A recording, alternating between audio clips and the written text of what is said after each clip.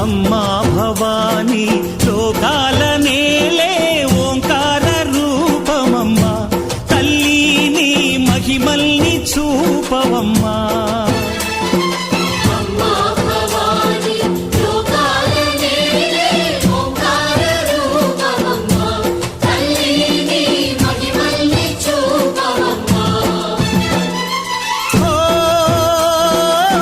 సృష్టికే దీపమా, శక్తికే మూలమా, సింహరథమే నీదమ్మా. అమ్మ దుర్గమ్మ భక్తులను దీవించుమా.